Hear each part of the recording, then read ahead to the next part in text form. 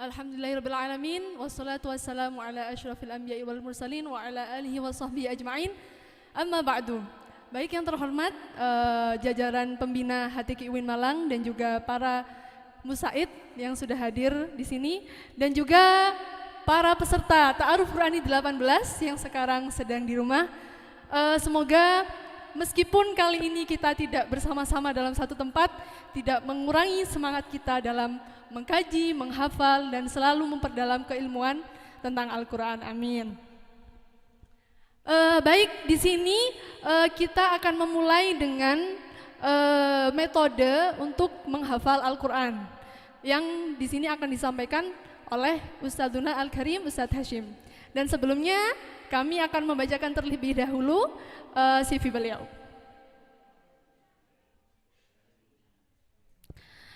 Nama Muhammad Hashim MA, lahir di Jombang, tanggal 25 Mei 1981. Beliau tinggal di rumah dinas Pusat Ma'had Al-Jami'ah UIN Maulana Malik Ibrahim Malang. Pendidikan formal ditempuh beliau di SD Islam Al-Ma'arif 2 Singosari Malang, kemudian di MTS dan MA Madrasatul Quran Tebu Ireng, Jombang. Lalu S1 jurusan Bahasa dan Sastra Arab UIN Maulana Malik Ibrahim Malang, dan kemudian S2 konsentrasi Bahasa dan Sastra Arab UIN Syarif Hidayatullah Jakarta. Untuk pendidikan non formal, beliau pernah menjadi santri di Pondok Pesantren Nurul Huda Singosari Malang, kemudian di Pondok Pesantren Madrasatul Quran Tebu Ireng Jombang, dan kemudian di Pondok Pesantren Darul Falah Pari Kediri, dan kemudian sekarang menjadi pengasuh di Ma'had Sunan Ampel UIN Maulana Malik Ibrahim Malang. Untuk pengalaman organisasi, beliau merupakan wakil ketua JKH UIN Malang yang sekarang menjadi HTQ pada tahun 2002 sampai 2003. Kemudian menjadi sekretaris JKH UIN Malang pada tahun 2003 sampai 2004. Kemudian CO Divisi Mudarosah JKH UIN Malang pada tahun 2004 sampai 2005.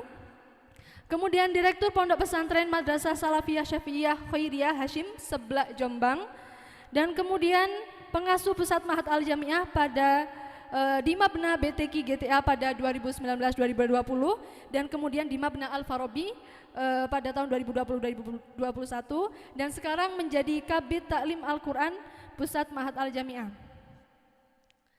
Demikian CV dari beliau. Untuk mempersingkat waktu, kami persilahkan kepada beliau Ustadzuna Ustadz Al-Karim Muhammad Hashim. Kami persilahkan.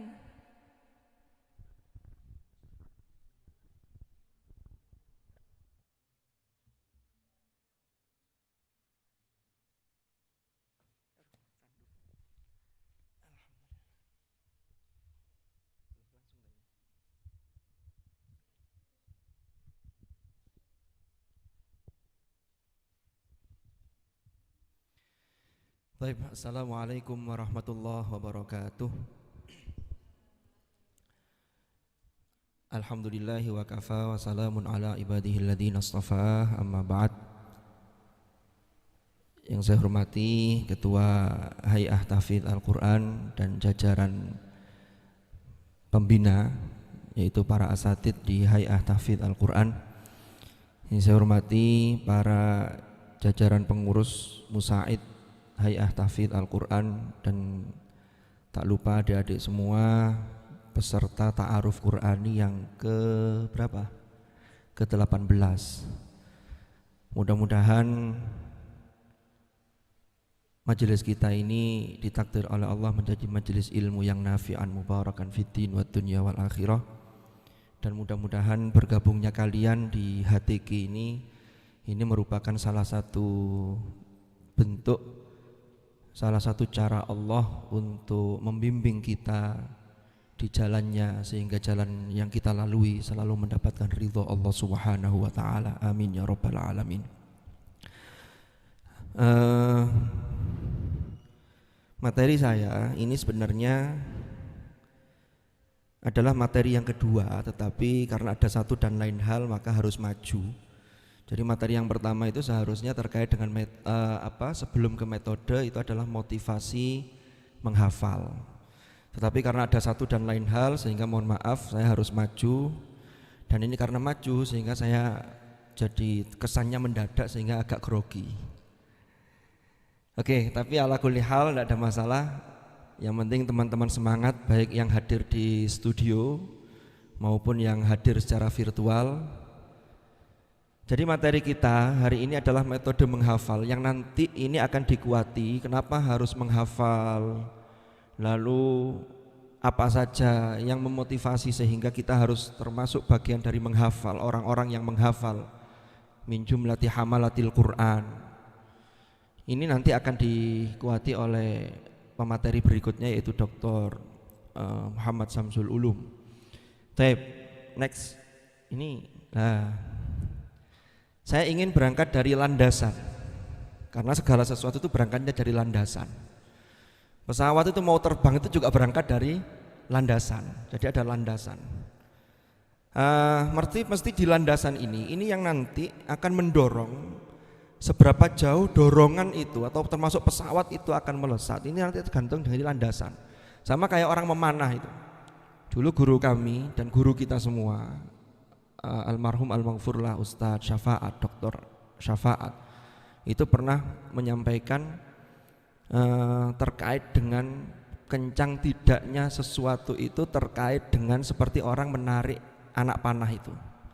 Jadi anak panah itu ditarik di busurnya itu seberapa jauh, seberapa kuat itu nanti akan menghasilkan seberapa jauh hasil panahan itu dan seberapa kuat. Maka TQ ini menjadi penting karena ini motivasi awal kita bagaimana nanti ini kita melesat secara jauh dan kuat itu seperti apa. Nah, yang pertama, ini slide-nya ini ada di share screen juga ya. Oke. Al-Qur'an itu diturunkan oleh Allah kepada Rasulullah sallallahu alaihi wasallam itu melalui malaikat Jibril berdasarkan firman Allah, nazala bihir ruhul amin, ya. Nazala bihir ruhul amin. Lalu kemudian oleh Rasulullah sallallahu alaihi wasallam itu diajarkan kepada para sahabat. Ini secara hafalan. Jadi kenapa ini saya ambil sebagai landasan menghafal? Karena Rasulullah menerima dari Jibril itu ya hafalan. Jadi Jibril tidak membawa catatan begitu, tidak baca Iqra ma'an nabi qari itu Jibril tidak membawa catatan untuk dibaca, enggak. Tapi dibacakan kemudian disitulah Rasulullah kemudian mengikuti.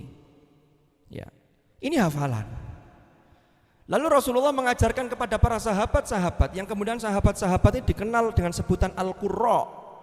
Maka Al-Qurra ini sesungguhnya adalah maknanya itu adalah orang-orang para sahabat penghafal Al-Quran karena menerima dari Rasulullah itu juga berupa hafalan.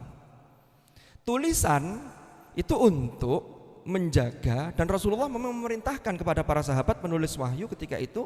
Kata Rasulullah, la taktubu anni syai'an ghairal Qur'an. Jangan tulis dariku sesuatu kecuali Al-Qur'an.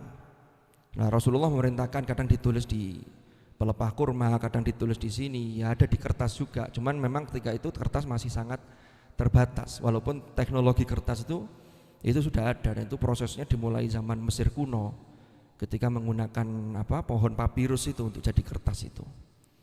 Tapi memang sangat jarang, tidak seperti hari ini kita ketulis kertas satu rem. Jadi itu memang Rasulullah memerintahkan. Sehingga seperti riwayat-riwayat hadis Rasulullah Sallallahu Alaihi Wasallam itu tidak tertulis ketika itu. Dan itu baru dibukukan itu abad kedua Hijriah oleh seorang yang bernama kalau tidak salah Ibnu Syihab Az-Zuhri itu ya. Nah, oke, kita kembali ke sini. Maka ini menjadi landasan kita. Mengapa hari ini kita harus semangat untuk menjaga Al-Quran melalui hafalan? An-dhahril qalb. Ya, ini landasan yang pertama.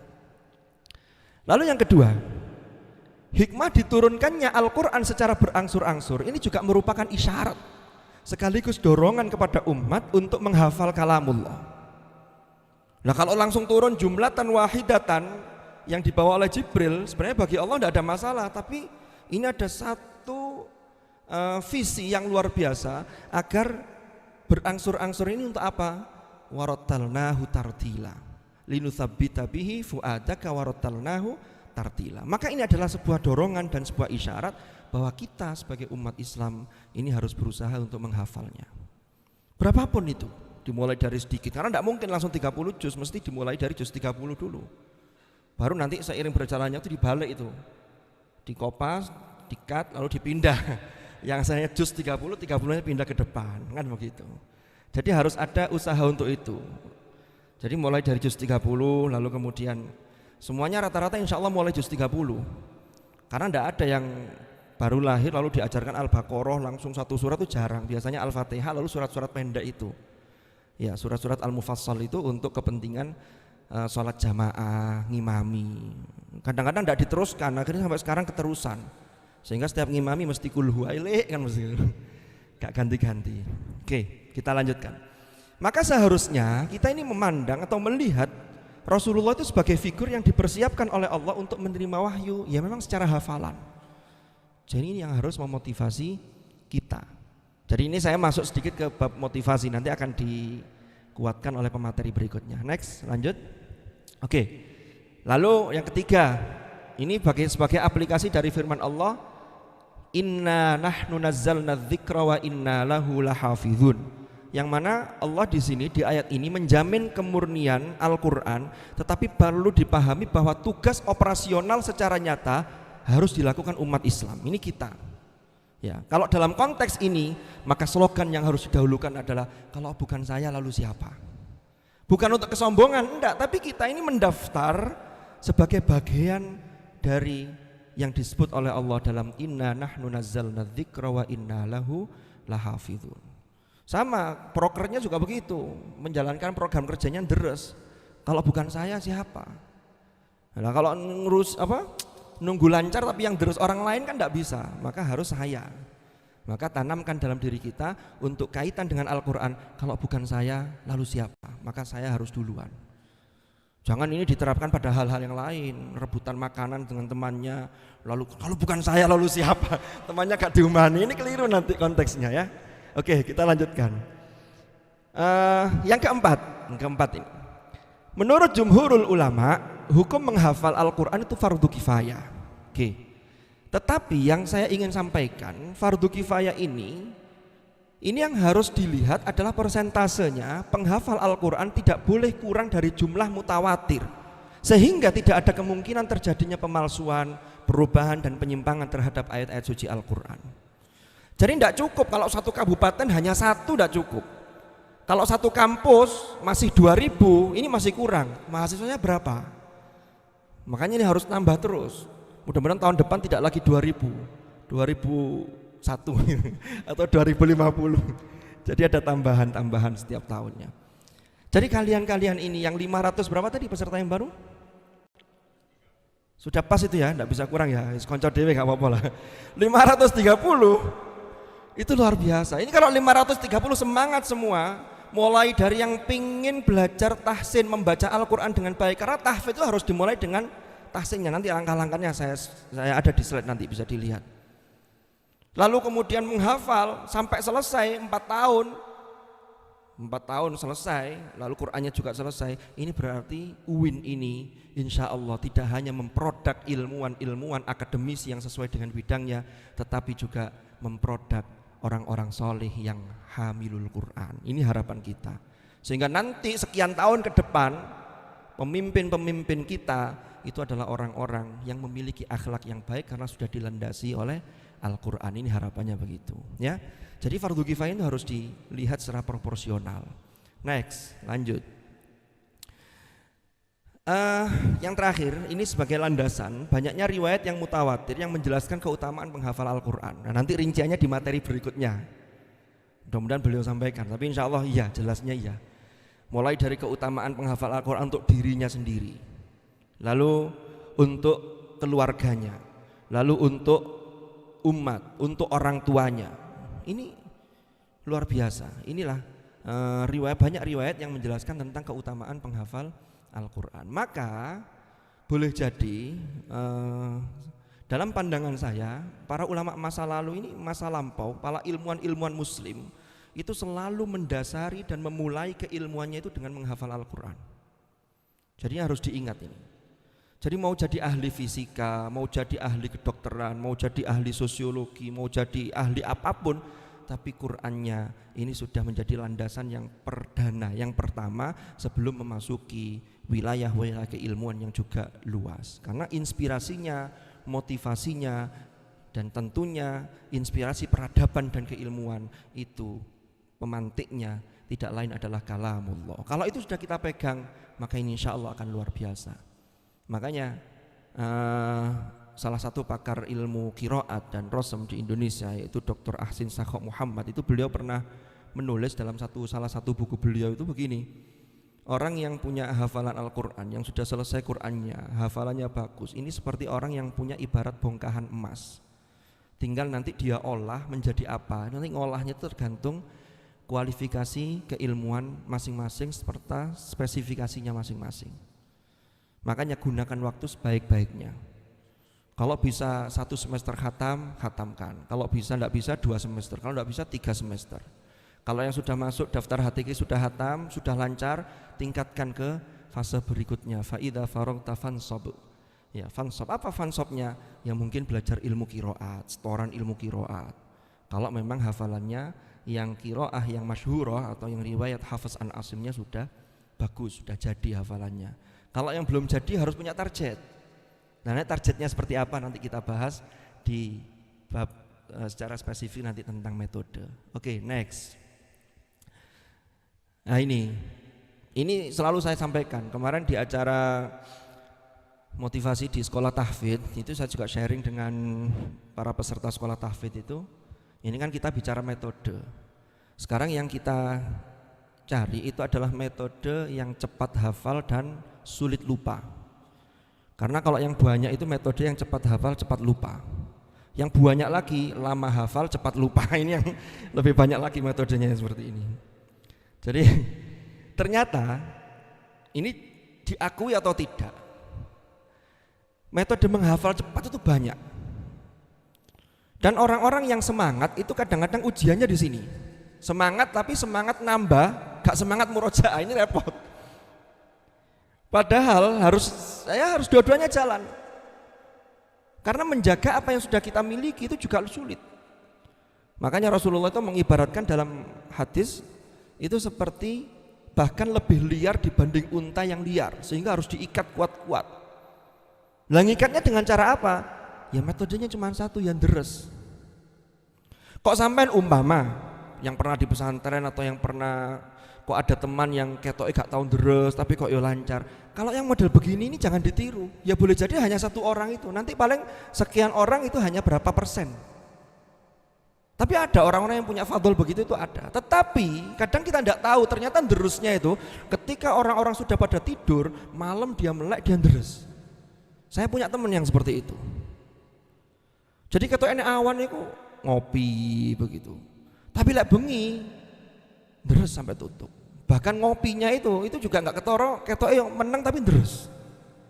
Lah orang kan lihatnya zahirnya, sehingga didelok males ya aku pengin koyo ngono, iso lancar tapi jarang deres. Yo angel wis angel. Ya, angel temen tuturanmu. Oke, lanjut. Jadi yang diperlukan dalam menghafal Al-Qur'an ini adalah pertama, niat. Dari 530-an pendaftar yang di Ta'aruf Qur'ani sebagai peserta atau sebagai anggota di HTQ dan peserta Ta'aruf Qur'ani ini Anda mendaftar itu sudah bagian dari pembuktian dari niat Anda.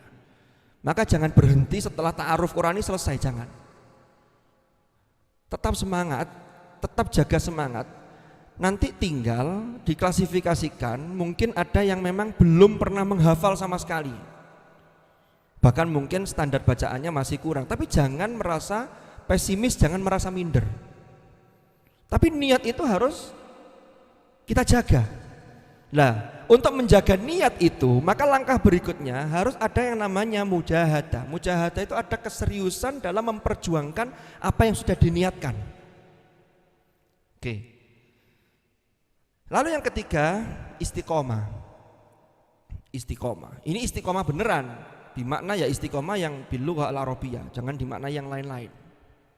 Karena saya pernah dengar diplesetkan istiqomah ini kan nemenan ini. Tapi saya mau cerita plesetannya nanti sampean pakai lah, saya ketularan apa dapat kirimannya. Tapi rahasia ya ini ya. Jadi katanya istiqomah itu istri 3 dikontrakkan rumah. Ini kan ngawur ini. Jadi jangan dipakai kalau istiqomah yang ini. Ini dipakai istiqomah yang beneran. Jadi istiqomah yang serius. Apa istiqomah? Istiqomah itu makanya Rasulullah itu kalau di dalam hadis Al-Arba'in An-Nawawiyah itu ada salah satu hadis. Itu yang suatu ketika ditanya oleh sahabat, "Ya Rasulullah, beritahu kepada saya apa yang sekiranya setelah saya ini panjenengan beritahu saya tidak tanya lagi setelah itu." Apa kata Rasulullah? "Qul amantu billah tsumastaqim." Katakanlah, aku beriman kepada Allah kemudian istiqomahlah. Wes pokoknya istiqomah itu mesti dalam hal yang baik. Karena istiqomah itu tidak bisa dalam hal yang tidak baik. Karena itu dari qoma yaqumu lalu istaqoma yastaqimu. Berarti itu jejak itu mesti sesuatu yang lurus. Yang lurus itu adalah sesuatu yang baik, tidak dikatakan bengkok. Karena yang bengkok itu biasanya maknanya konotasi yang tidak baik. Seperti walam yaj'al lahu iwaja, kan begitu. Lalu qayyimah, ini jangan diwasol. Oke. Jadi istiqomah. Jadi tidak bisa orang malas tidur setiap habis subuh. Mbok deres po mari subuh iku, aduh saya kadang istiqomah. Istiqomah lah po, istiqomah turu. Ini tidak masuk. Kenapa? Karena ada yang lebih bagus yaitu deres. Tapi kalau bandingannya gosip dengan yang lain, maka tidur lebih baik karena tidur itu sesuatu yang mubah tapi bisa mengalihkan dari sesuatu yang maksiat. Tapi kalau pilihannya bisa ngaji, kenapa enggak? Kan begitu. Maka ini yang dibutuhkan istiqomah, termasuk di rumah. Apalagi di era pandemi. Makanya HTQ ini motonya kan mewujudkan mimpi di era pandemi. Maka banyak-banyaklah tidur. Karena mimpinya semakin banyak. Nanti bisa terwujud. Nah, jadi di era pandemi ini kan saat ini memang kita semua sedang diuji oleh Allah Subhanahu wa taala. Jadi di rumah itu berat. Belum lagi kuliah, belum lagi nanti kalau kegiatan HTQ sudah berjalan, sampai harus sudah mulai setoran. Tapi jangan melihat sesuatu yang dilakukan dengan pandangan pesimis. Harus optimis. Insya Allah bisa. Ya, itu nanti makanya ada skala prioritas terkait dengan itu. Oke. Yang keempat, talaki. Talaki itu apa? Talaki itu yaitu bertemu langsung dengan guru, menyetorkan hafalan itu sampai kita menghafal dhewe, di semak-semak dhewe, di rungono dhewe. Maro ditanya, "Kamu sudah hafal berapa?" 30 juz. Setor nang sapa? Enggak, saya hafalkan sendiri. Jangan. Ini untuk menjaga kesinambungan mata rantai sanad. Maka harus ada pertemuan talaki yang itu nanti secara musyafahah. Nah, kalau masih pandemi, ya nanti musyafahahnya pakai video call, kalau pakai VN nanti nggak kelihatan sampean. VN itu tiba-tiba ngerpek, koyok luwancar, tiba-tiba. Atau video call juga bisa saja. Itu terjadi di luar sana, tapi kalau di HTQ enggak. Jadi, nah ini talaki, ini perlunya guru. Kalau ini enggak digurukan, bahaya. Wong yang sudah ada gurunya saja kan pas gurunya ngantuk titik itu ya. Karena di Al-Quran ini harus dijaga betul riwayat-riwayat dari sisi kita. Maksudnya apa? Ayyamma tad'u falahul asmaul husna. Ini kadang-kadang lewat, ada yang baca ayyaman tad'u kan jadi keliru. Itu kalau ngajinya cepet, yang nyimak ini ustadznya rodok ngantuk titik sak seliut lewat. Makanya perlu ada talaki. Nanti kalau setelah talaki nanti bisa ada partneran, ada mudarosah dengan temannya. Ini untuk menjaga. Jadi ini yang kita lakukan. Lalu yang keempat, ini yang juga penting, adalah menjaga akhlak. Jadi akhlak. Jadi kita ini sudah masuk ke HTQ. HTQ itu adalah rumahnya Al-Quran. Maka terkait dengan etika ini kita harus bisa menjaga. Ya apa carane? Ojo sampai niru-niru sing enggak. Makanya Al-Quran itu kalau pesan itu jelas. Wala takunu kalladzina nasullaha fa ansahum anfusahum. Mirip kayak ojo koyok ngono. Iku ojo sampean adek pura-pura melok-melok ngono. Saya nyamar enggak usah. Nyamar ya secukupnya saja. Yang penting nyamar itu tidak menceritakan setiap orang. Kamu tahu enggak saya hafal Quran lancar loh. Enggak perlu gitu. Tetapi nyamar pun tidak harus lalu kemudian anak HTQ pakaiannya compang-camping, lalu kemudian pakai anting, pakai kalung, rambutnya jegrik. Tidak harus begitu, karena ini jangan menyerupai. Wala takunu kalladzina. Koyok ae ojo. Karena nanti kalau niru-niru itu dari luarnya dulu, nanti akan berpengaruh ke mental kita, ke jiwa kita. Karena pakaian itu bisa menjadi benteng. Mohon maaf, saya kasih contoh. Gus-gus yang hadir ini, para pengurus musaid, statusnya sebagai musaid. Itu kalau umpama riwa-riwi goncengan sama yang bukan mahram. Ya, sama yang bukan mahram. Tapi tentunya beda jenis. Karena kalau sama-sama laki-laki walaupun kalau sama-sama laki-laki ya mesti mahramnya, karena selamanya kalau sama laki-laki kan enggak boleh dinikahi. Kalau sama perempuan juga enggak boleh. Itu kan orang akan melihat, loh, ya apa sih arek HTQ loh. Itu jangan dianggap, jangan lalu menyimpulkan begini, alah saya enggak ngurus penilaian orang. Saya hanya kepada Allah. Loh, tapi orang tuh menilai secara zahir, nahnu nahkumu bidzawahir. Kita harus jaga ini. Kopiah, katanya sepele, kopiah.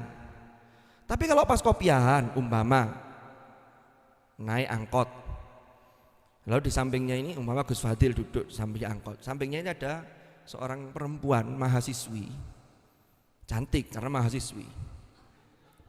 Oke. Itu lah kopiahan, itu mesti katanya nyedek, kata takut-takut itu mikir-mikir. Paling getun, aduh ngerti kopiah aku tak deket tas. Jadi begitu. Sehingga kopiah ini, apa yang ada di zahir kita itu bisa menjaga ke dalam. Jadi saling berkaitan. Sementara di dalam itu nanti harus ditampakkan keluar. Apa yang terisi di batin Anda itu biasanya secara spontan itu keluar jadi akhlak Anda. Makanya kita pentingnya untuk selalu mengisi jiwa kita. Jangan sampai kita ini tidak mengisi. Karena sesuatu ini kalau diisi air, botol ini kalau dituang ya jadinya air keluarnya. Kalau diisi kopi, ya keluar kopi. Kan begitu. Kalau gulanya kebanyakan ya keluar rasanya jadi manis. Maka akhlak-akhlak itulah yang nanti akan bisa dilihat orang, dan itu nanti menjadi penilaian antara benar dan tidak.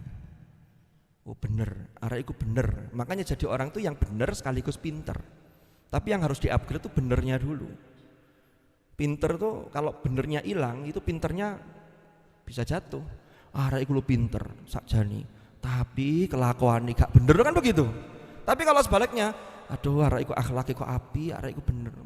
Sajane gak patek pinter, tapi gak apa-apa wis tak pake mantu ae kan begitu.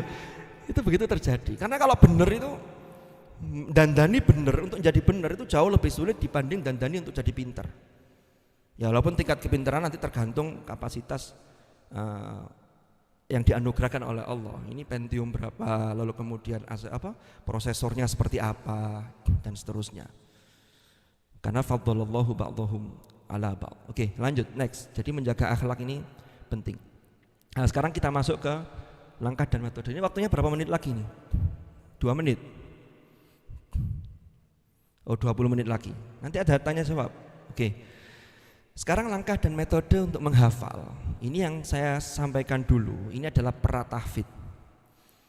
Karena banyak orang yang semangat menghafal tapi dia melupakan yang pra ini. Pokoknya aku pengen ngapal no. Bacaannya masih belum standar. Ngapal no. Ini nanti yang kerepotan itu ustadznya. Dipenggai, nanti semangatnya menurun. Sudah, sama jangan nambah dulu nanti. Ustadz, tapi saya pengen menjadi hamilil Quran, pengen menjadi Gus HTQ. Nah di HTQ ini kan ada gus-gus yang dining-ning luar biasa.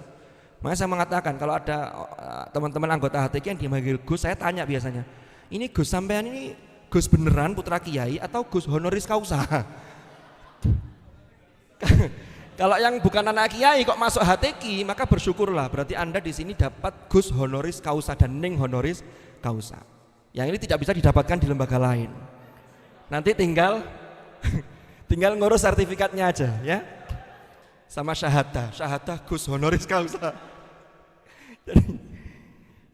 Jadi virtual enggak apa-apa. Ini virtual juga bisa mendapatkan Gus honoris causa. Enggak ada masalah dalam konteks TQ ini. Oke. Yang pertama, yang pratahfidz ini para gawagis dan nawaning. Yang pertama yang harus diperhatikan, ini tadi yang saya sebutkan, memperbaiki bacaan Al-Quran sesuai standar. Ini tidak bisa ditawar. Jangan sampai orang yang sudah kadung hafal tapi bacaannya tidak karu-karuan. Kecuali loh ya, kecuali dia sudah belajar, lalu orang ini memiliki kelemahan yang memang kelemahan itu mendasar. Umpama kadang sudah belajar serius tapi dia sulit mengucapkan apa begitu. Ada orang-orang yang diuji seperti itu.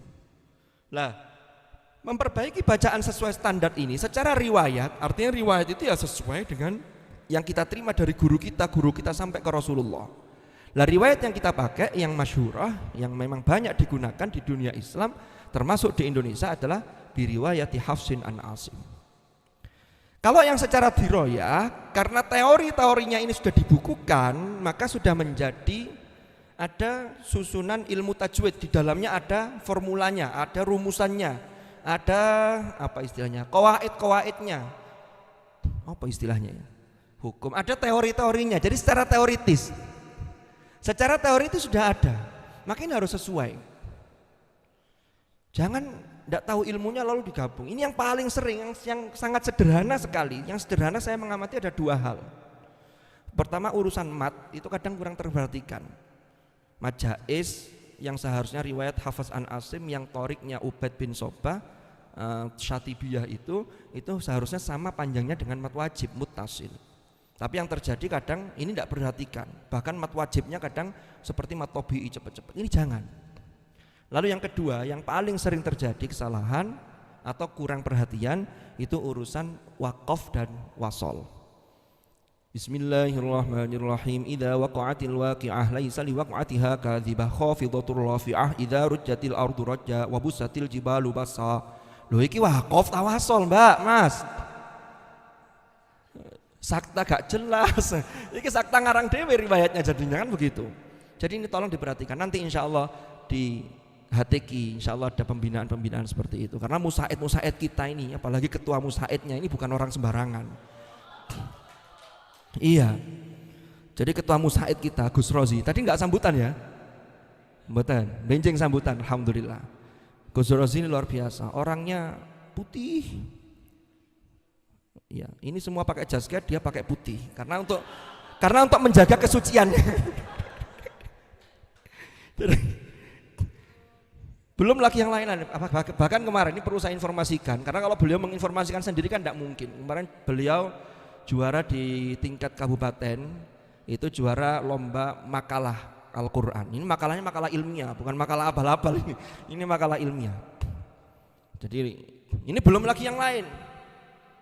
Nanti kalau saya sebutkan satu-satu tidak selesai. Jadi nanti kalian akan ketemu dengan pendamping-pendamping dan gus-gus dan ning-ning, kakak-kakak yang di HTQ ini adalah orang-orang yang luar biasa. Bahkan ketemu pembina yang juga biasa di luar. Ya, jadi gak hanya luar biasa, tapi biasa di luar. Oke, next. Yang pratafid yang harus diperhatikan yang kedua. Ini yang kedua, menggunakan satu mushaf Al-Quran. Kalau sudah mulai menghafal, ya, itu mushafnya tentukan. Yang pertama ini adalah terkait dengan mushaf pojok. Mushafnya yang pojok. Kalau ngajinya bisa di pojokan, bisa di tengah-tengah, tidak masalah. Ini mushafnya. Sehingga ujung itu mesti Rasul ayah.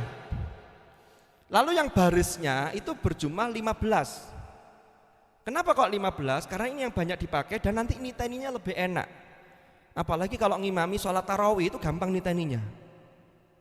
Nanti tarawihnya menjadi 20 rakaat umpama kalau yang pakai mushaf pojok, sehingga satu rakaat itu satu halaman. Lalu sampean kalau menggunakan mushaf sejak awal umpama mushaf Madinah, ya sudah pakai itu. Kalau mushaf Kudus ya sudah pakai itu. Kenapa?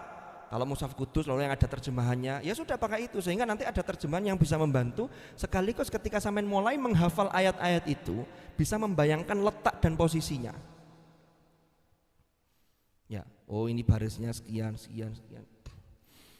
Ya memang ada orang-orang yang memang dianugerahi hafal sak baris keberapa, ayat nomor berapa. Ya, seperti yang banyak di YouTube itu Ustadz Adi Hidayat, lalu Profesor Sayyid Akil Husain Al-Munawwar. Itu dulu tahun 2004. Saya waktu jadi mahasiswa, waktu peresmian UIN, itu dites sama beliau. Jadi dipanggil mahasiswa yang anggota JKH waktu itu namanya ya, HTQ sekarang. Itu dipanggil untuk dites di depan undangan.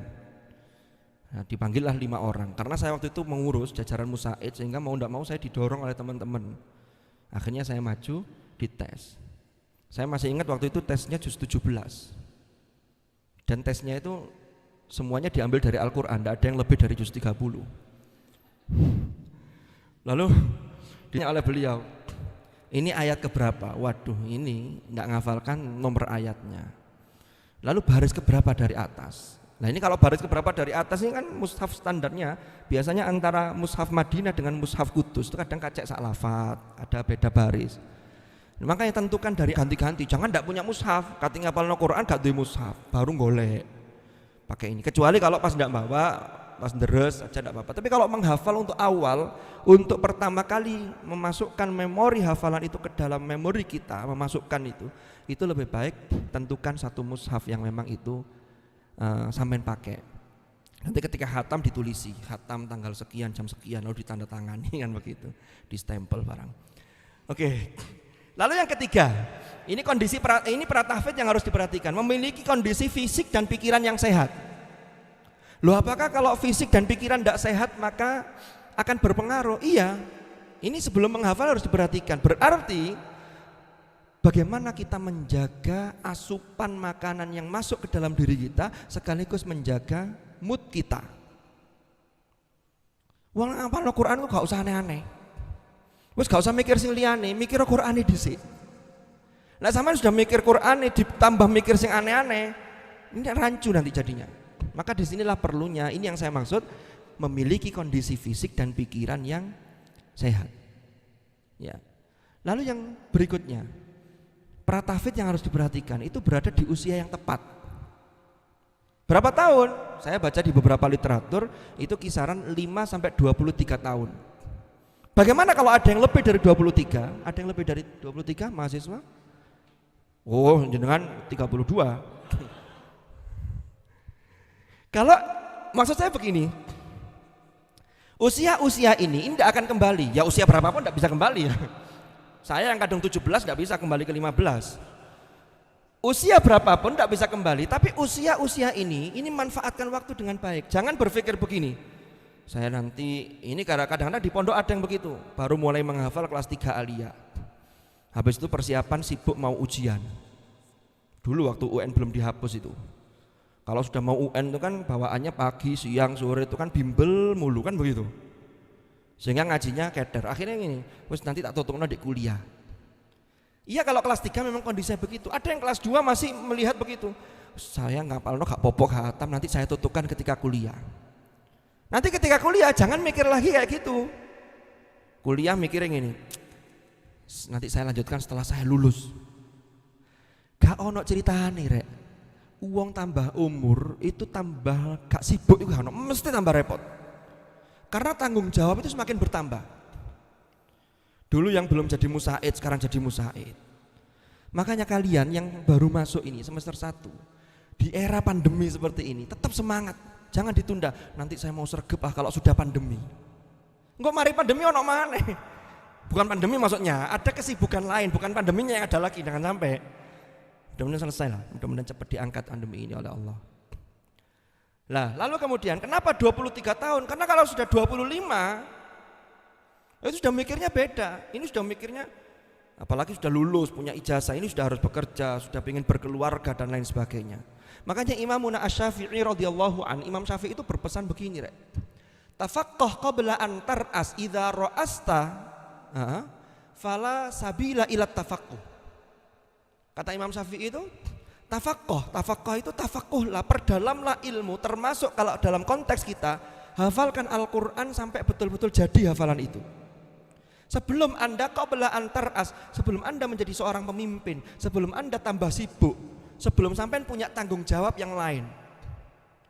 Kenapa? Idza ra'asta, karena kalau kamu sudah mempunyai tanggung jawab, sudah punya sudah memimpin atau sudah ya lebih sibuk, fala sabila ila tafaqquh, itu maksudnya adalah semakin kecil peluang untuk tafaqquh, termasuk untuk menghafal Al-Qur'an. Walaupun itu bisa, tetapi kesempatan inilah kesempatan terbaik. Makanya tidak salah kalau kalian mendaftar di HTQ, ikut ta'aruf Qur'ani. Karena usia-usia kalian insya Allah tidak ada yang lebih dari 23 tahun. Tapi tidak ada yang kurang dari 5 tahun. Ya, kan tidak ada ya peserta yang kurang dari 5 tahun ya. Nanti jadi peserta terkecil. Jadi ini usia-usia yang harus kita isi dengan baik sebaik-baiknya. Karena nanti usia 30, 35, 40 dan seterusnya. Kenapa orang itu harus berprestasi? Jadi gini, filosofi prestasi itu begini. Prestasi untuk diri sendiri itu harus diusahakan. Tujuannya untuk bukan hanya berbangga-bangga. Ini loh, saya prestasi, piala saya sekian, di lemari saya itu sampai tidak cukup. Bahkan piala saya itu sampai saya taruh di sini-sini. Tidak hanya itu.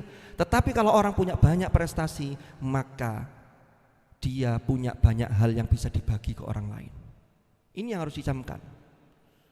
Jadi prestasi itu bukan hanya untuk bangga-banggaan, tapi untuk bisa berbagi lebih kepada yang lain. Tapi kalau kita tidak mempunyai prestasi apapun, apa yang mau dibagi? Kan begitu. Karena hidup itu sesungguhnya untuk berbagi. Oke, ini usia yang tepat ini maksud saya begitu. Tetapi di atas 23 tahun itu bisa. Tapi ya memang butuh perjuangan dan butuh lingkungan yang kuat. Saya sedikit cerita, dari tadi cerita tok kok ngomong sedikit aja. Oke.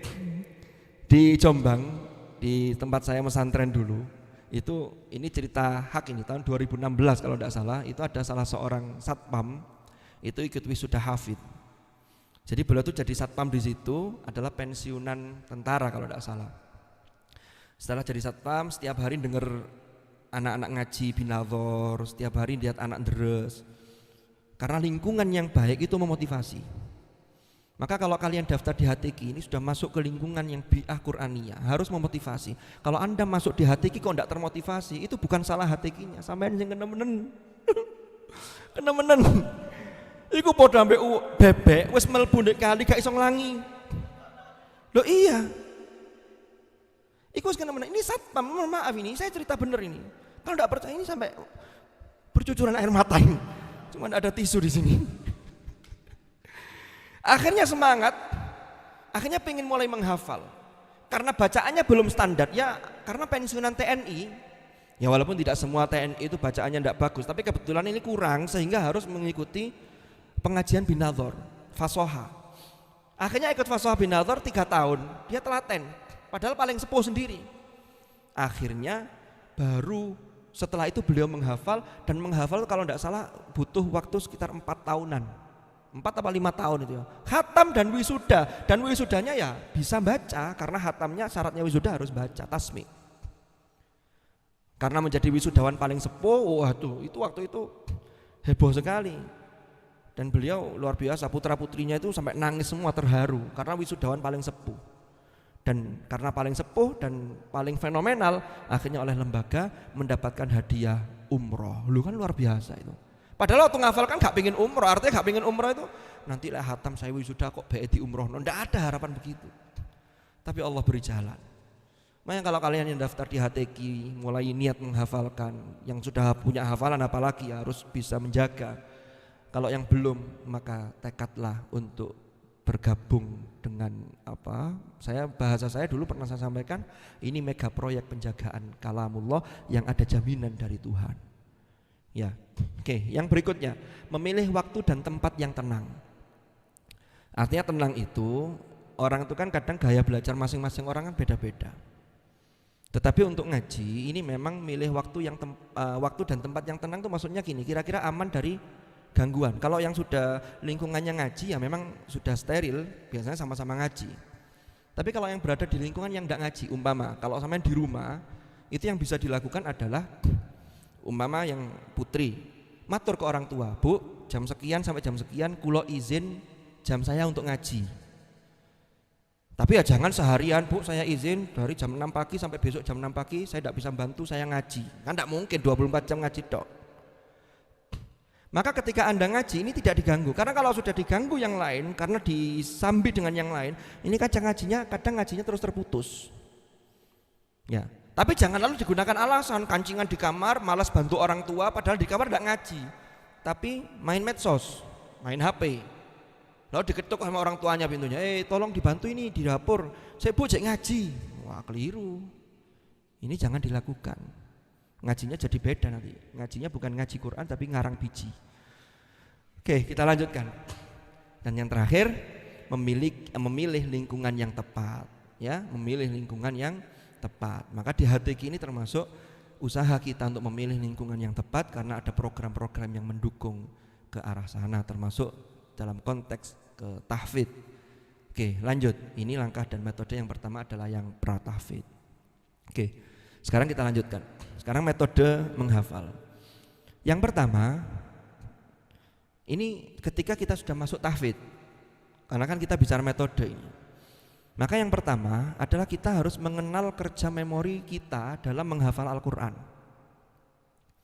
Setiap orang itu nanti seiring berjalannya waktu itu akan menemukan kira-kira yang pas saya itu modelnya seperti apa. Makanya ketika seminar tentang metode atau penyampaian materi tentang metode itu menjadi wawasan kadang-kadang untuk nanti bisa sampean kombinasi, sampean modifikasi dengan kecenderungan sampean. Ya. Apa yang saya maksudkan di sini? Yang pertama adalah ketika proses encoding. Encoding ini memasukkan informasi. Memasukkan informasi ketika sampean menghafal, itu sampean itu pertama kerja otak kita ini pertama yang fresh itu jam berapa? Ada yang enaknya itu malam, tengah malam. Ada yang enaknya sebelum subuh, ada yang setelah subuh, ada yang sore. Itu nanti kembali ke aktivitas kalian lagi. Kira-kira yang paling enak itu kapan? Lalu modelnya itu seperti apa? Lalu terkait dengan penyimpanan, sampean juga yang tahu daya memori, daya ingat masing-masing diri kita itu seberapa kuat. Kalau memang yang gampang lalian, maka tidak ada pilihan lain kecuali harus selalu mengulang. Hafalan baru harus diulang terus. Karena kalau tidak diulang sekali langsung dipindah hafalan yang baru yang lain, ini ada yang langsung cepat hilang. Ini yang saya katakan tadi, jangan-jangan sulit hafal cepat hilang. Ini yang bahaya. Tapi satu lagi yang harus diingat bahwa kata guru saya, menghafal Al-Quran itu orang yang tidak cerdas sekalipun itu bisa. Syaratnya utun itu apa? Istiqomah dan serius, sregep. Nah cerdas itu fadhol, sehingga kecerdasan itu mampu untuk bisa menunjang untuk aman menghafal itu. Tapi jangan lalu kemudian saya nggak bakat ngafalkan, saya tidak pernah ranking. Kan hubungan sampai ranking. Nanti sampai ngapalno susul ranking. Ya, paling tidak ranking dalam hal Al-Qur'annya. Siapa yang membeli scoring nanti oleh malaikat. Kan begitu, ma'as safaratil kiramil bararah. Yang ketiga, nah ini, ketika hafalan itu harus diputar kembali. Jadi setelah dimasukkan di proses di dalam memori kita, diputar kembali. Pertama test case-nya ada pada setoran. Jadi setoran itu setelah memasukkan hafalan dalam memori sampean. Nah, disampaikan ke guru tadi yang secara talaki tadi. Ini nanti harus dikenal, kerjanya harus kita kenal. Oh, saya senangnya begini, enaknya begini, baiknya begini. Lalu yang kedua, metode menghafal Al-Quran, ini langkah-langkahnya. Yang pertama bin nadhar. Bersyukurlah kalian yang oleh Allah Subhanahu wa taala diberi indera yang lengkap, terutama indera mata, karena mata ini adalah sesuatu yang harus kita syukuri. Wallahu akhrajakum min butuni ummahatikum la ta'lamuna syai'a wa ja'ala lakumus sam'a wal absara wal af'idata la'allakum tashkurun. Ya, as-sam'a, ya kita juga dengar, tidak tuli. Karena kalau orang yang tuli nanti kaitannya biasanya gandengannya dengan bisu. Nah, nanti kalau punya anak, anaknya ikut bisu dan tuli. Kata sampean ndak mesti, lho ya mesti ta. Lah gak melok bisu dan tuli terus melok sapa? Orang tuanya bisu dan tuli. Maksudnya anaknya ikut orang tuanya. Orang tuanya kan bisu dan tuli. Berarti anaknya melok bisu dan tuli. Kadang-kadang itu cerita begini ada yang enggak paham, tapi nanti setelah pulang baru paham, baru guyu. Wes telat. Oke, saya lanjutkan. Maka bersyukur, kita punya as-sam'a, punya al-absar. Maka yang pertama, mushaf sudah ada di hadapan kita. Ini sudah melewati yang tadi loh ya, yang pra tadi ya, bacaannya sudah standar. Maka harus dibaca dulu agar bacaan itu betul-betul baik. Syukur-syukur ada yang menggunakan metode ketika binadhar itu sudah distorkan dulu. Ada di pesantren-pesantren itu yang sebelum masuk tahfidz harus sudah binadhar, harus sudah hatam sekian, baru diwisuda binadhar, baru masuk tahfidz. Kalau yang tidak ada wisuda binadhar, ada yang model biasanya hafalan yang mau ditambah, mau ziyadah itu dibaca dulu di hadapan guru, disimakkan. Mana yang kurang, mana yang panjangnya kurang, mana yang gunnahnya kurang, diperbaiki baru dihafalkan. Lalu bin nadhar ini menempati posisi yang penting. Karena semakin kita sering membaca dengan melihat, maka ini untuk memasukkan memori ke dalam otak kita, ya itu lebih cepat. Maka sampai ada cara yang bin nadharnya berapa kali, ada yang 10 kali. Satu halaman itu ketika nambah itu ada yang 10 kali, ada yang 20 kali, ada yang 3 kali saja juga ada. Makanya yang baik, yang ideal, teman-teman yang tahfidz walaupun belum khatam itu tetap punya rutinan ngaji bin nadhar, sehingga mungkin 1 hari 1 juz 1 bulan khatam. Itu untuk bin nadharnya, itu di luar yang deres murojaah hafalannya sama tambahan hafalan baru. Sehingga tetap walaupun durung khatam tapi dia punya rutinan khatam. Sehingga ketika khatam setiap 1 bulan dia doa khatmil Quran khataman yang dia baca sendiri. Karena doa khatmil Quran itu luar biasa. Sahabat Anas bin Malik itu dalam hadis dalam riwayat dijelaskan beliau itu kalau waktunya doa khatmil Quran itu memanggil semua keluarganya, anaknya dipanggil, istrinya untuk ngumpul di situ doa. Kenapa? Karena di situ doa mustajab, di situ diijabah oleh Allah, dan disitulah kemudian anak-anaknya ini dipanggil ikut amin di situ, ikut doa. Ini luar biasa. Jadi sehingga jangan tidak terjadi sampai begini. Ada teman yang tahfidz menghafal, tapi menghafalnya asalkan jalan, pokoknya melaku, karena menggunakan filosofinya biar lambat asal selamat. Yang bagus kan ya cepat tapi selamat.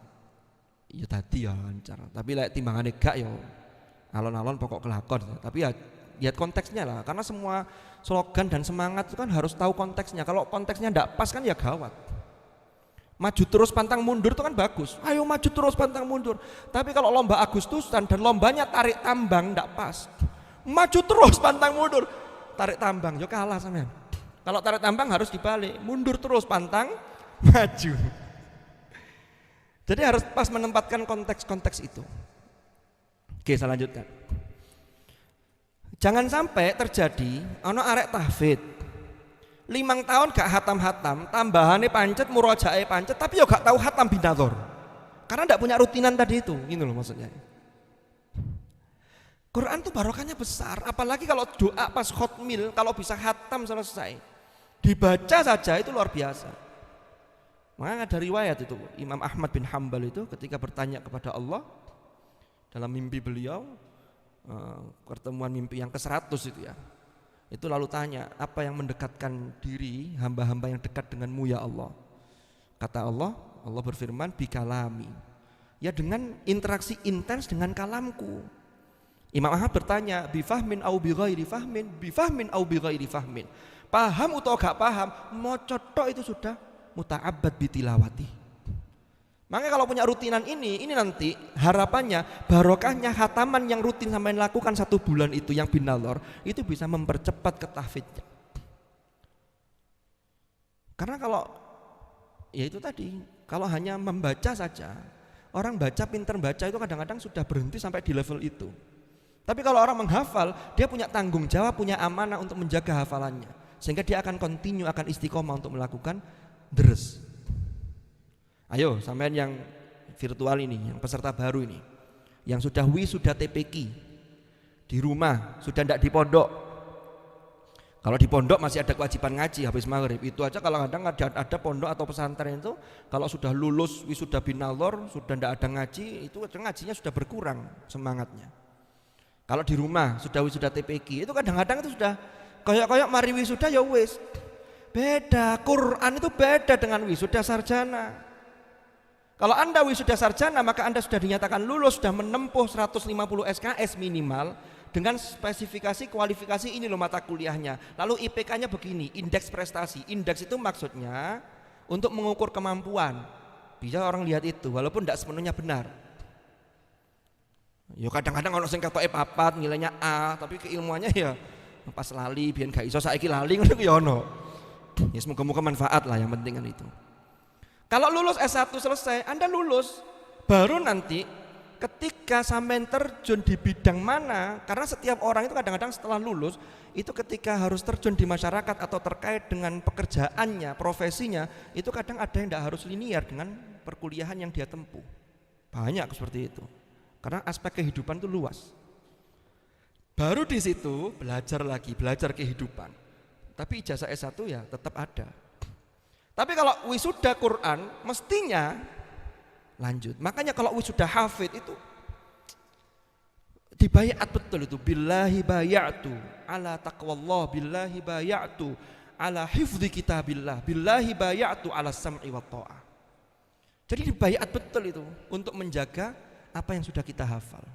Dan itu tentunya menjadi amanah sampai nanti kita kembali menghadap kepada Allah Subhanahu wa taala. Mudah-mudahan kita semua bisa menjaga amanah ini dengan baik.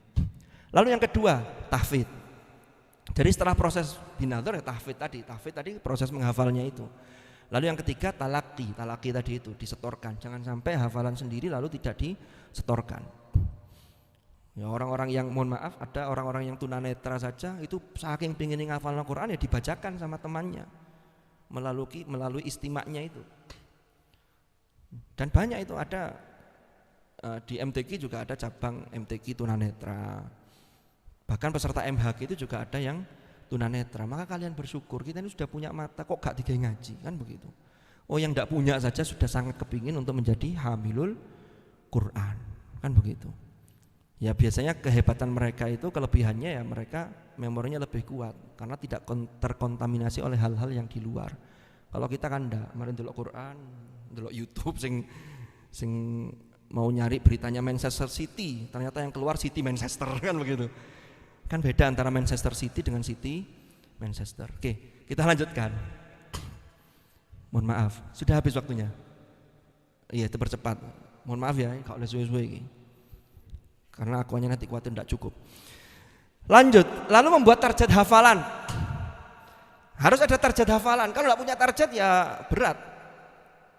Saya 1 semester harus dapat berapa juz. Ini nanti ada kurikulumnya. Di sekolah tahfidz di HTQ itu ada buku yang itu ada kurikulumnya. Kalau Anda patuh itu insya Allah lulus selesai. Biasanya kalau tidak kekejar karena banyak tugas kuliah, nanti ada karantina tahfidz. Karantina tahfidz itu adalah syauqi, asyahrul Qur'ani. Ketika liburan, maka di situ harus dipacu. Harus rela tidak pulang demi untuk Al-Qur'an. Kalau Anda mengutamakan Al-Qur'an, maka insya Allah Al-Qur'an juga akan mengutamakan Anda. Lanjut, urutan materi yang dihafalkan. Jadi jelas, ya mestinya urutannya tekan dhuwur menisor aja diwalik. Lalu beberapa cara untuk memudahkan. Nah ini yang harus diperhatikan juga. Dalam tahfidz itu ada cara yang harus diperhatikan, memahami makna ayat sebelum dihafal atau sambil dihafal. Maka disinilah ada sumbangsih yang sangat penting dari apa yang namanya Quran terjemah itu. Lalu yang kedua, mengulang-ulang membaca secara binadhar. Ini sudah saya sampaikan tadi.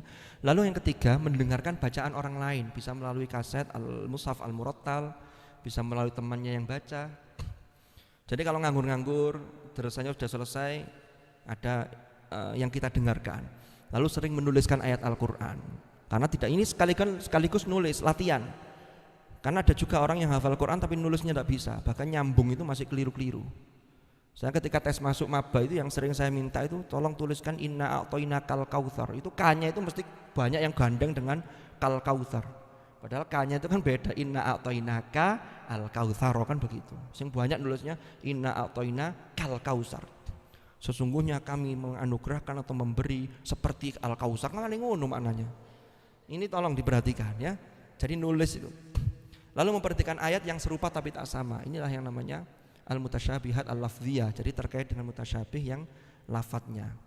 Waja'a rajulun min aqsal madinati yas'a, yang satunya waja'a min aqsal madinati rajulun yas'a, lalu yang lain-lain. Ini yang harus diperhatikan. Next. Lalu memelihara hafalan Al-Qur'an. Ini al-hamil atau al-hafidh. Jadi al-hamil khusus untuk hamilul Qur'an. Maka itu adalah ibarat orang perempuan yang hamil dan hamil selamanya. Jangan sampai digugurkan atau jangan sampai gugur dengan sendirinya, naudzubillah. Maka harus dirawat. Jenenge wong hamil iku kayak saya ini 3 bulan. Mohon maaf. Ini saya sudah berusaha diet. Tapi ya karena disuguhi jajan-jajan begini sehingga saya tidak mampu lagi untuk meneruskan diet saya. Oke. Jadi yang namanya hamil itu dijaga betul, Rek. Orang hafal Quran itu dijaga. Sampai ngerti wong hamil yang beneran loh ya, hamil yang betul-betul ditunggu, didambakan dan hamilnya resmi, ada yang bertanggung jawab, berada di bawah akad nikah yang sah. Naudzubillah, kalau ada yang hamil di luar nikah itu mesti ingin gugurkan itu. Itu kalau orang hamil mesti, apalagi sudah lama diidam-idaman ingin hamil, sampean pengen jadi orang yang hafal Quran, ngoyo, menghafal Quran mesti merem-merem, itu mesti hatam, mesti dijaga kayak orang hamil. Nutrisinya dipenuhi, deresnya dipenuhi, benesok digosok-gosok, ya. Jadi begitu. Nah ini ada dua. Yang pertama, kalau hamilnya ini belum khatam, jadi hamilnya ini masih proses. Mungkin 3 bulan ini ngenom-ngenomi. Yang pertama, yang harus dilakukan untuk memelihara itu murojaah sendiri. Ya mesti naiki, harus ada target. Saya sering mengatakan, ojo ngenteni nek kober. Kalau ngenteni nek kober, hari itu mesti berjalan, ya, karena hari itu nama orang. Hari Robiansa. Jadi hari itu mesti berjalan. Sama nek gak punya target murojaah sendiri, wes talah. Lak moro-moro, saya dina apa iki? Sabtu. Moro-moro Sabtu maneh, moro-moro akhir semester. Gak kroso. Gak kroso. Moro-moro tuwek. Padahal rasanya cek enom. Lanjut, lalu takrir dalam sholat. Ini kalau bisa. Ya kalau tidak bisa ya setahun sekali lah ngimami sholat tarawih. Atau kalau tidak ada yang ngundang ngimami, belum diundang ya ngimami sendiri di keluarga pakai Al-Quran. Yo saya selalu pakai Al-Quran Pak. Iya tapi suratnya kulhu ya podo. Ya karena memang yang dibaca harus Al-Quran. Tidak sah kalau baca hadis. Mari mau coba Fatihah an Abi Hurairah kan tidak sah. Yang harus dibaca harus Al-Quran. Jadi ada takrir dalam sholat. Lalu takrir bersama. Lalu takrir bersama inilah yang dalam prakteknya nanti ada mudarosah, nanti ada divisi mudarosah juga. Ada khotmil Quran, baca disimak temannya. Jadi kalau khotmil itu kalau bisa baca itu jangan dekat dengan mushaf, minta tolong disimakkan temannya. Karena kalau balik ngelirik gak lancar-lancar itu. Karena bawaannya pengennya ngelirik. Karena kalau biasa lirak-lirik itu sebenarnya ya lirik. Lanjut. Jadi takrir bersama atau model partneran atau mudarosah yang dengan 2 orang 3 orang. Satu membaca, satunya nyimak dan seterusnya. Lalu takrir di hadapan guru. Ini store murojaah. Ustaz saya hari ini tambahan saja. Oh iya, besok saya tambahan saja. Tambahan tok lah murojaah kapan? Jadi harus ada takrirnya. Kalau yang sudah khatam, ini ada beberapa opsi. Yang pertama, khatam seminggu. Kalau khatam seminggu itu biasanya ada yang pakai fami bisyauqin. Mulutku selalu dalam kerinduan untuk membaca kalamullah. Sehingga malam Jumat itu sekaligus penutupan baca surat Kahfi sama khotmil Quran. Itu enak. Ada yang seminggu pakai fami bisyauqin, tapi di luar fami bisyauqin nambah lagi sehingga 1 minggu itu bisa khatam 2 sampai 3 kali. Ada. Lalu ada yang khatam 2 minggu, kalau tidak bisa seminggu 2 minggu. Ya. Lalu ada yang khatam sebulan. Lek wong khatam wis khatam 30 juz khataman saulan pisan ya, kecuali kalau sibuknya santrinya mungkin sekian banyak lalu setiap hari deres tapi nyimak sama deres. Lalu khatam sendiri 1 bulan. Lalu ada yang sering mengikuti simaan. Nah ini seperti pembina kita yang Ustadz awal ini punya rutinan simaan mantap yang luar biasa. Jadi setiap ini beliau ke mana? Situ Bondo, ke Jember. Jadi wilayahnya daerah tapal kuda. Kalau saya tapal kucing. Beliau itu simaan di sana. Makanya kalau di pembina itu kalau ada Ustadz awal semuanya mundur. Karena beliau ini yang luar biasa. Loh iya beneran, termasuk doa. Pokoknya kalau hadir pembina, wayai doa ada Ustadz awal, jangan yang lain, Ustadz awal sudah. Ini saya fatwakan di sini. Ya. Wah, nanti kalian yang di rumah, yang virtual nanti penasaran Ustadz awal itu yang mana? Ustadz awal itu mesti di depan, namanya saja awal. Kalau di belakang nanti ganti namanya Ustadz akhir. Mohon maaf Ustadz awal. Nggih. Lalu mengikuti MHQ. Nah MHQ itu ini ada beberapa mazhab, memang ada yang melarang karena untuk mengatur niat itu angel. Tapi kalau yang kita ikuti ya melok ae lah. Untuk menjaga dan untuk memelihara hafalan. Karena kalau di MHQ kan bisa lancar itu insya Allah hafalannya bagus. Karena di panggung itu Beda rasanya dengan di bawah panggung. Kalau bawah panggung kan ketutupan gelap. Kalau di panggung kelihatan karena ada lampu. Itu bedanya antara di panggung dan di bawah panggung, kan begitu. Next, lanjut. Oh, ini nggak usah ya kalau gitu. Sudah cukup. Ini saya masuk ke problem, tapi problem nanti silakan nanti mungkin bisa di-share ke WA, enggak apa-apa, materi ini bisa dibaca.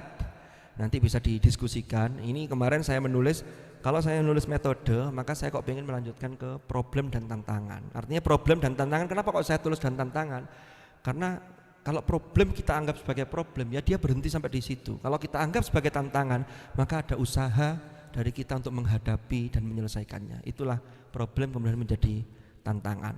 Ada beberapa poin, kalau tidak salah ada 8 atau 9 poin itu yang nanti bisa kita kaji dalam pertemuan yang lain atau bisa dipelajari. Saya kira itu mungkin dari saya beberapa hal yang bisa saya sampaikan karena saya cukup lama ya. Mohon maaf kalau banyak guyon, ya saya beginilah orangnya, serius. Guyon ya. Mohon maaf, saya kembalikan ke moderator. Terima kasih. Baik, sudah kita dengarkan semua penjelasan yang sangat jelas mulai dari landasan, metode mulai dari pra dan selama proses dan sampai selesai menghafalkan Al-Quran sampai 30 juz. Baik, untuk teman-teman yang menghadiri TEKI secara virtual mungkin bisa disampaikan pertanyaannya melalui kolom Zoom, chat Zoom atau di YouTube. Monggo, mungkin selama proses menghafal ada yang masih menemukan beberapa permasalahan, mungkin bisa ditanyakan sekarang, atau yang masih bingung dengan metodenya bisa ditanyakan juga. Monggo.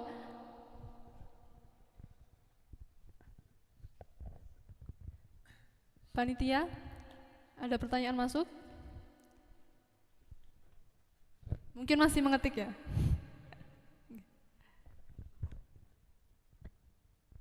Atau mungkin dari Musaid yang masih ada permasalahan?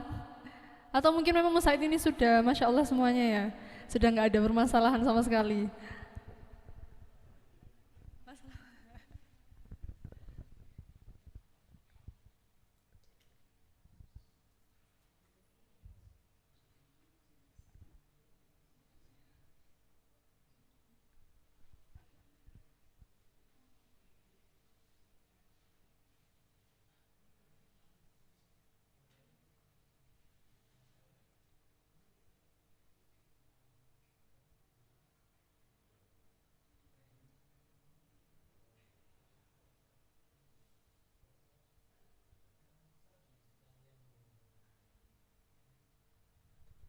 Bagaimana? Ada pertanyaan masuk? Ada.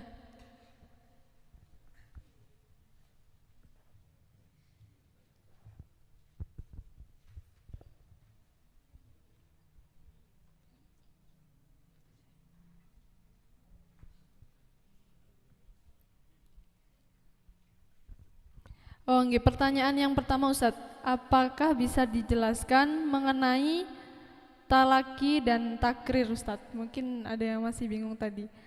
Dan juga yang kedua, jika hafalan samar-samar, bagaimana cara murojaahnya? Dan yang terakhir, untuk pemula, apakah nanti ada bimbingan khusus atau bagaimana? Jika tadi disebutkan terdapat perbedaan antara pratahfidz dan tahfidz. Sampun? Ampun. Oke, terima kasih, luar biasa pertanyaannya. Jadi pertanyaan ini menunjukkan semangat yang luar biasa. Mudah-mudahan semangat ini selalu terbawa sampai kita betul-betul ini selalu ketika menjalankan kegiatan dalam keseharian kita ini juga semangat. Pertanyaan pertama apa tadi? Mengenai talaki dan takrir. Jadi gini, kalau talaki itu terkait dengan laqiyayalqa, itu bertemu. Tapi dalam konteks ini talaki itu adalah bagaimana kita ini bertemu langsung dengan guru, lalu kita secara musyafahah, karena ini riwayat, Quran itu kan riwayat, kita setorkan hafalan kita untuk disimakkan ke guru, itu namanya talaki. Jadi itulah proses talaki. Sehingga ini nanti akan menjaga mata rantai sanad bacaan kita sampai kepada Rasulullah Sallallahu Alaihi Wasallam. Kalau takrir itu adalah mengulang, ya. Makanya termasuk ro itu punya sifat namanya tikror. Jadi takrir itu maksudnya ada terulang karena roh itu ada getar. Nah, makanya dalam konteks ini yang dimaksud takrir itu adalah mengulang hafalan Anda yang sudah Anda hafalkan. Karena tadi itu loh, atau dalam bahasa lain itu murojaah, mengulang kembali, kita mengulangi lagi. Jadi takrir dengan murojaah itu ya hampir sama-sama saja maknanya. Nah, tinggal nanti bentuknya dibagi, ada takrir yang individu atau murojaah pribadi. Itu yang saya jelaskan tadi harus punya target. Kalau punya hafalan 2 juz berarti satu hari harus 2 juz, belum tambahannya. Kalau punya hafalan 3 juz ya berarti satu hari takrirnya harus 3 juz, belum tambahannya. Umpama begitu targetnya. Karena setiap orang kan beda-beda. Saya dulu punya guru di Jombang itu, ini pernah saya ceritakan juga. Beliau itu kalau murojaah itu targetnya sehari itu semua hafalan yang beliau sudah hafalkan itu di murojaah, di luar tambahan. Baru dengan nambahnya 1 lemper, 2 halaman. Dan itu beliau mentok sampai juz 22. Jadi 22 juz itu ketika beliau masih proses menghafalkan itu diterus semua plus tambahan yang bikin hafalan baru. Cuman yang model begini ini jarang. Tapi sehari 5 juz itu sudah bagus. Atau dibagi modelnya takrir itu. Ada juz yang sudah lancar berarti sehari terulang sekian. Nanti yang belum lancar berarti ada target untuk melancarkan. Ini sekaligus menjawab pertanyaan kedua tadi. Kalau hafalan sama-samar gimana? Ya kalau masih ikhfa ya dijadikan idhar. Jadi proses hafalan yang ikhfa itu dijadikan idhar, jangan malah idgham gak jelas, lebur semua ini jadinya. Ya caranya gimana? Caranya kembali ke takrir tadi, tidak ada cara lain kecuali murojaah. Tidak bisa sampean menggunakan cara-cara yang dianggap suprarasional tapi ngarang sendiri. Ambil mushaf, dibakar, diaduk, dijus, diminum. Saya biar lancar 30 juz, tidak bisa. Ya, tetap menggunakan sesuatu yang sunnatullah. Jadi kewajibannya orang yang menghafal Al-Quran itu ya takrir, murojaah. Itu namanya program kerja. Jadi program kerjanya orang menghafal tahfidz itu ya wis itu, tidak ada yang lain. Nanti yang lain akan kebuka sendiri, tapi itu proses berjalannya seiring berjalannya waktu. Wis pokoknya sampean sregep terus nanti bisa jadi wattaqullah wa yu'allimukumullah. Karena terus itu bagian dari prestasi ketakwaan kita kepada Allah, sehingga Allah akan membuka pintu-pintu yang lain terkait kefahaman ilmu. Makanya Prof Imam itu dulu, rektor yang pertama di UIN itu berkali-kali cerita, saya setelah mengamati beberapa kali wisudawan terbaik itu adalah para penghafal Al-Quran. Karena tidak ada ceritanya, anak yang Qurannya bagus itu mata kuliah tidak lulus, tidak ada. Kecuali kalau Qurannya berantakan lalu sakarepe dhewe, lalu ini yang jadi ruwet ini. Tapi kalau serius Qurannya, maka yang lain-lain insya Allah dimudahkan oleh Allah dan diberi jalan. Itu terkait dengan takrir sama talaki. Terus setelah itu apa yang untuk para tahfidz dan tahfidz itu tadi itu saya klasifikasikan yang harus diperhatikan sebelum masuk tahfidz, termasuk yang paling inti adalah bagaimana bacaan kita ini betul-betul sudah standar atau belum. Apakah nanti di HTQ ada pembinaan? Iya ada. Sebenarnya di Ma'had juga ada, cuman kan karena masa pandemi, bahkan kalau seandainya offline tidak pandemi itu kan secara intens. Jadi ada setoran. Ini bagi yang masih belum bagus bacaannya, ini ya tetap dibina oleh kakak-kakak kita yang sudah semester atas. Nanti baru biasanya semester 3 ke atas itu ada sekolah tahfidz juga. Jadi sekolah tahfidz itu juga nanti ada yang pratahfidz kelasnya. Bahkan ada juga diisi tentang fasoha, kan begitu. Tetap karena ini menjadi syarat untuk ke tahfidz. Jangan sampai sudah mulai menghafalkan tetapi bacaannya masih belum memenuhi standar ini. Jadi ada, jangan khawatir. Yang penting sampean sregep, dan yang juga tidak kalah penting wani piro gitu. Wani piro maksudnya sampean wani jam piro kan begitu. Sampean wani jam piro semangat ya oke monggo. Itu wani piro, jangan diartikan wani piro itu mesti terkait dengan uang ya. Oke, apalagi? Yang terakhir tadi. Betul, ada lagi yang terakhir tadi? Sudah ya? Sampun? Oke pun. Oke, saya kira itu cukup. Oke, dari saya mungkin saya mohon maaf apa yang saya sampaikan banyak kekurangan. Nanti bisa kita tindak lanjuti dalam diskusi-diskusi berikutnya baik secara langsung ataupun secara virtual. Saya akhiri sebelum saya kembalikan ke moderator, saya mohon maaf dan dari saya assalamualaikum warahmatullahi wabarakatuh. Waalaikumsalam warahmatullahi wabarakatuh. Terima kasih kawan sampaikan. Dan untuk pertanyaan yang berkenaan dengan teknis setoran dan lain-lain akan disampaikan lebih lanjut di sosialisasi tentang setoran di lain waktu, seperti itu. Terima kasih kami sampaikan kepada pemateri kita pada kali ini. Semoga kita semua dilancarkan dan dimudahkan dalam rangka menjadi hamilul Quran lafdhan dan ma'nan. Amin. Saya mohon maaf apabila ada kesalahan. Akhiran wassalamualaikum warahmatullahi wabarakatuh.